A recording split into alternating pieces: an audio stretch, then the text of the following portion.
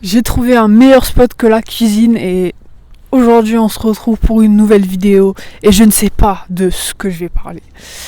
Donc tout d'abord on va commencer à parler même si je sais pas de ce que je vais parler, mais je sais que j'avais besoin de parler. Oui, ça fait beaucoup d'infos pour une phrase et beaucoup de parler dans une phrase, mais on va commencer. Donc déjà, vendredi là, j'avais tellement de pensées dans la tête que j'étais en train de m'éparpiller. Et quand ça t'arrive, juste prends une feuille, écris tout, mais vraiment tout. N'importe comment, genre tu t'écris, genre parce que moi j'ai pas d'agenda pour les devoirs, tu vois. J'écris juste les évals quand il y a de l'école là. Mais sinon les devoirs, je retiens deux têtes, ou soit je fais vite fait en classe, ou soit je fais vite fait après. Mais c'est pour ça j'écris jamais les devoirs. Mais là, quand t'as tellement de choses à penser, en plus tu dois te rappeler de tes devoirs, je vous assure que c'est la galère. Donc j'ai pris une feuille, j'ai tout écrit, tout de A à Z.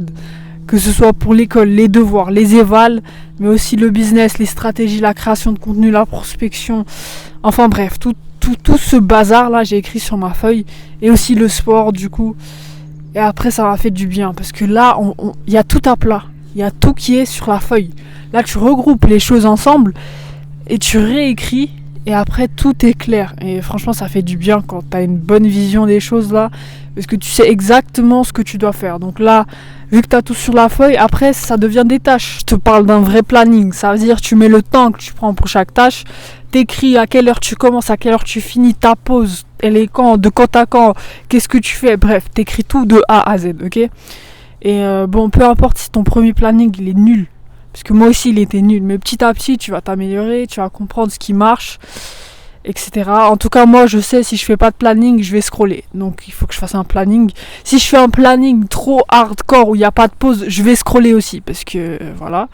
Si je fais un planning où, genre, je sous-estime le temps que me prenne chaque tâche, bah, vu que je suis en retard, après, ça va me saouler. Du coup, je vais scroller aussi.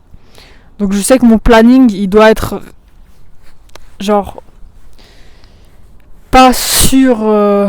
genre, attendez, je sais plus parler comme d'habitude.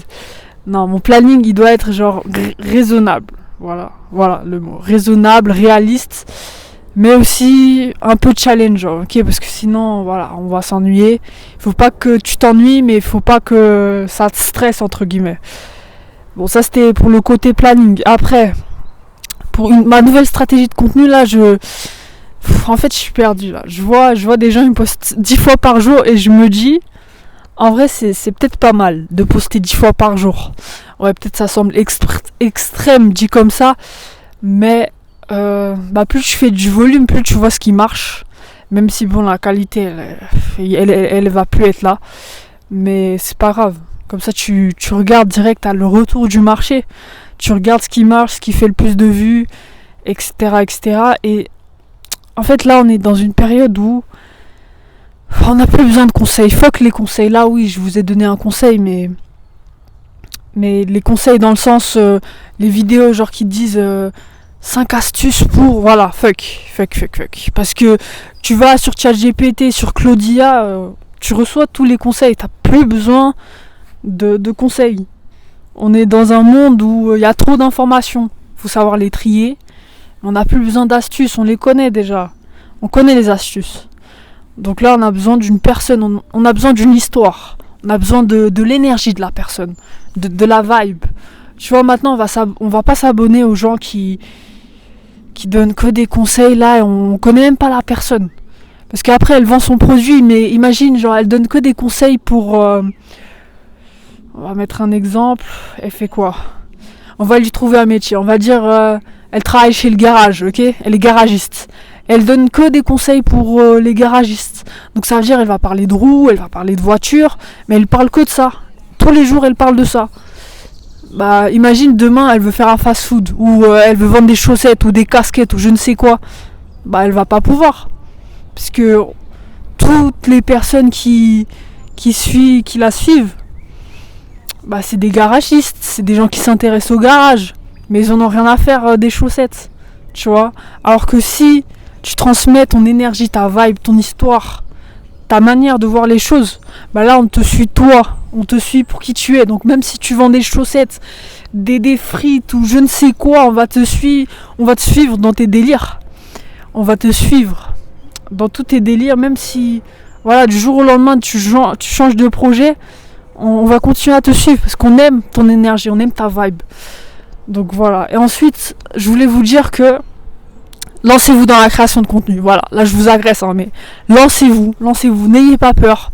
Là on est dans un monde où le virtuel, il prend beaucoup de place. Enfin, on le sait déjà, mais plus l'IA elle va évoluer, plus le monde réel, il n'existe presque plus. Toutes les opportunités qu'on peut avoir avec les réseaux sociaux, elles sont juste dingues, ok ? Donc si t'es sportif, si t'es entrepreneur, si t'es tout ce que tu veux en fait, tu crées du contenu. Pas pour donner des conseils aux gens, mais pour montrer ton expérience, ta vibe, ton énergie, comme je vous ai expliqué juste avant. Et après, les personnes, elles viendront à toi toutes seules. T'as pas besoin d'aller les chercher, c'est elles viennent vers toi. Donc si t'es sportif, tu fais la création de contenu, tu partages ta vibe, ton énergie, ton histoire, bah les collabs et tout ça, les sponsors, ils vont venir vers toi. Enfin si, bien sûr, tu vas venir les chercher, mais si t'as un compte bien rempli, tu vois, avec des posts, des abonnés, et tu vas demander des sponsors, bah c'est bon, là t'es visible, tu vois. Alors que si on te connaît même pas et t'es là, t'essayes d'avoir des sponsors, voilà, on te connaît pas, tu vois. Donc faut avoir de la visibilité en 2026, moi je vous le dis. Attendez, là je change de main parce que il fait un peu froid. Depuis tout à l'heure là. Voilà, c'est bon, c'est mieux. Mon épaule est en train de souffrir. Mais enfin bref, donc créez juste du contenu. N'ayez pas peur, je regarde les autres parce que quoi que vous fassiez en fait, on va toujours vous juger. Si tu fais rien, on va dire tu fais rien. Si tu fais des trucs, on va dire t'es bizarre, t'es gênante. Si tu fais des vidéos, on va dire tu te prends pour qui ? Tu te prends pour une influenceuse. Voilà, donc peu importe ce que tu fais, les critiques elles sont toujours là. Donc fais juste ce que tu as envie de faire. Et voilà. Mais je vous dis, c'est important la création de contenu parce que on est dans l'économie de l'attention. Voilà, l'économie où il faut capter l'attention des gens. Ok ? Il faut prendre sa place soi-même parce que personne va te la donner. Si toi tu rentres pas, tu trouves pas les espaces pour te trouver ta place, bah personne va t'aider. Voilà, personne va t'aider. Et ça c'est important à comprendre parce que sinon t'es là, tu vas rien faire en fait. Voilà. Donc voilà, et stratégie de contenu, poster 10 fois par jour. Pourquoi ? Parce que le volume, je me suis longtemps posé la question, qualité, quantité, qu'est-ce qui gagne finalement ? Et franchement, au lieu de se questionner, faudrait peut-être juste passer à l'action, tester. Donc on va tester la quantité, voilà. Mais on va pas tester la quantité directe, parce qu'imagine, genre demain je sors 10 vidéos, le lendemain je vais pas tenir le rythme direct. Donc faut pas direct, voilà, on commence doucement. Je pense déjà je vais faire une fois par jour sur Insta, c'est déjà ça. Et petit à petit on progresse, on rajoute un, et puis après on atteint les 5 vidéos par jour, 10 vidéos par jour. Et on évite de se faire shadowban, parce que je crois que c'était à 20 vidéos par jour sur Insta où tu risques de te faire shadowban. Mais enfin bref, on va essayer le volume. Parce qu'en fait c'est peut-être logique, tu vois. Si tu fais plus de volume, et que quelqu'un like ton contenu, après à chaque fois que tu as une nouvelle vidéo de la personne, bah tu tombes sur sa tête. Et au bout d'un moment tu tombes que sur lui là. Et en général faut au moins genre 10-15 fois genre pour qu'une personne s'abonne, faut que elle te voit minimum 14 fois. Voilà, je crois que c'était un truc comme ça. Donc si tu postes une vidéo par jour, ça dure 14 jours. Si tu postes 10 vidéos par jour, ça prend 2 jours. Voilà la différence. Et si tu postes une vidéo par mois, bah ça prend 14 mois. Ça fait un peu beaucoup, hein. Mais en fait, tout ça pour dire qu'on s'en fout de la perfection. Elle est plus là, la perfection, ok ?